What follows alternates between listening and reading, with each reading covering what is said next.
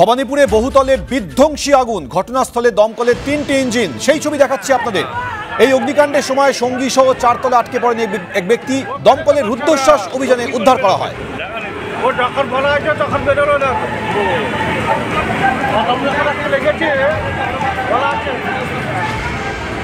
আগুনের লেলিহান শিখা থেকেই বুঝতে পারছেন যে এই আগুন কতটা মারাত্মক আকার নিয়েছে। ভবানীপুরে বহুতলে বিধ্বংসী আগুন, ঘটনাস্থলে একাধিক দমকলের ইঞ্জিন। এই অগ্নিকাণ্ডের সময় সঙ্গী সহ 4 তলায় আটকে পড়েন এক ব্যক্তি, যদিও পরে দমকলের রুদ্ধশ্বাস অভিযানে উদ্ধার করা হয়। বিস্তারিত জানাবে আমাদের প্রতিনিধি সন্দীপ সরকার। সন্দীপ, জানাও যে এই মুহূর্তের কি পরিস্থিতি এবং সেই রুদ্ধশ্বাস অভিযান সম্পর্কে জানাও সন্দীপ।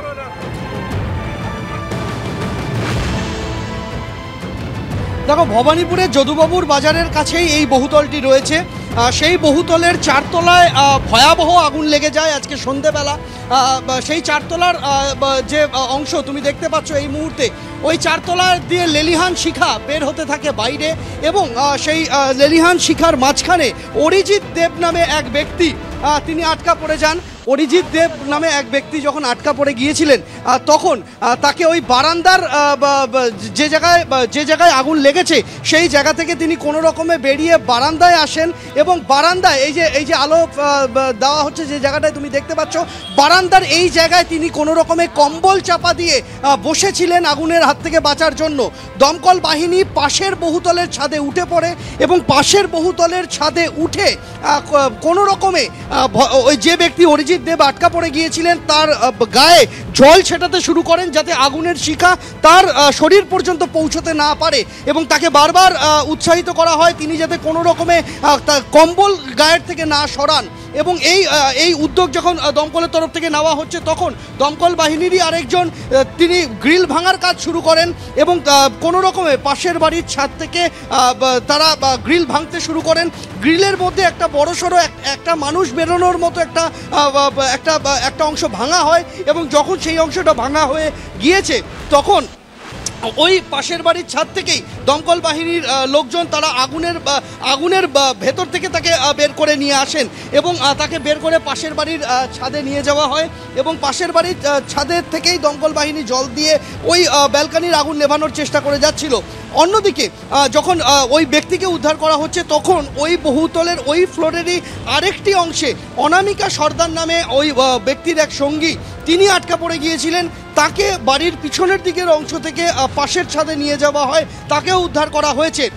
যে ব্যক্তি আগুনের একদম মাঝখানে আটকা পড়ে গিয়েছিলেন অরিজিৎ দেব, তার শরীরের বেশ কয়েকটি জায়গায় ঝলসে যায়, তাকে প্রাথমিক চিকিৎসা করা হয়। প্রাথমিক চিকিৎসার পর তাকে হাসপাতাল থেকে ছেড়ে দেওয়া হয়েছে।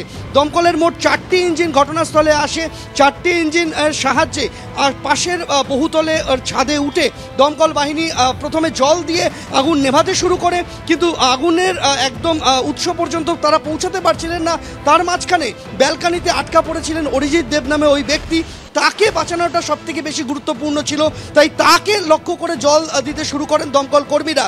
যখন আগুনের শিখা থেকে তাকে বাঁচানোর জন্য জল দেওয়া হচ্ছে, ঠিক একই সময় দমকল বাহিনী তাদের মধ্যে একজন ওই গ্রিল বেয়ে ওই অংশে যান, এবং সেখানে গ্রিল ভাঙার কাজ শুরু করে দেন, এবং গ্রিল ভেঙে একটা মানুষ বেরোনোর মতো জায়গা তৈরি করা হয়, এবং তারপর ওই জায়গা দিয়ে পাশের বাড়ির ছাদ পর্যন্ত দড়ির সাহায্যে নিয়ে আসা হয় ওই ব্যক্তিকে, যাতে তিনি কিছুটা জখম হয়েছেন।